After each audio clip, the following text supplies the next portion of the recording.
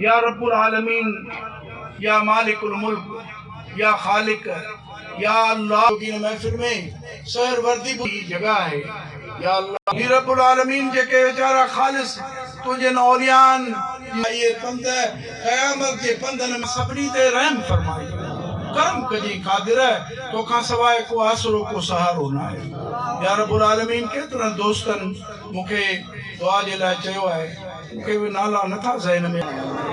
आसान आसान नवाज़िश अक़ीदत वारो कैंसर फाइन उन्हनि जे क़बरनि खे मुनव्वर करी,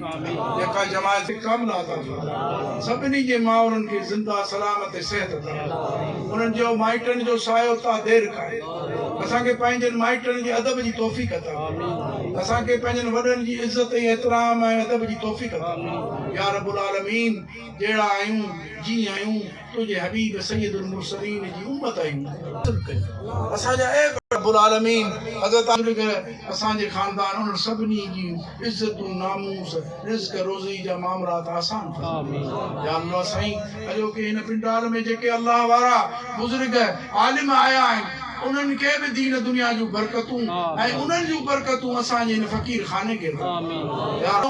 पंहिंजी कोशिश करे बिना कंहिं लालच ऐं हिर्स जे ख़ालिस अल्लाह वारनि जो प्रोग्राम सम्झी जेका अॼु रिकॉर्डिंग कई आहे, इंटरव्यू हलाया आहिनि औलिमनि जा बुज़ुर्गनि जा, या अल्लाह इन्हनि सहाफ़िन खे बि दोस्तनि खे बि दीन ऐं दुनिया जूं बरकतूं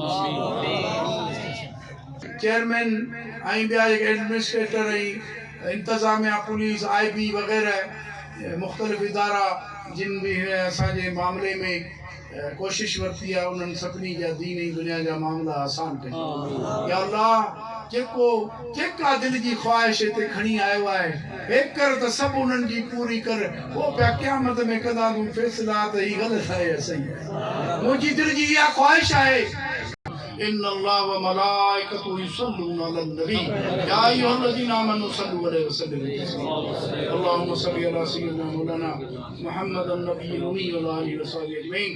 आमीन बिरहमतिक। सलात सलाम जा सिर्फ़ 2 शहर पढ़बा ऐं पोइ हिते ई वेठा हुजो, लंगर शरीफ़ सभई कंदा ऐं इंशाअल्लाह ताला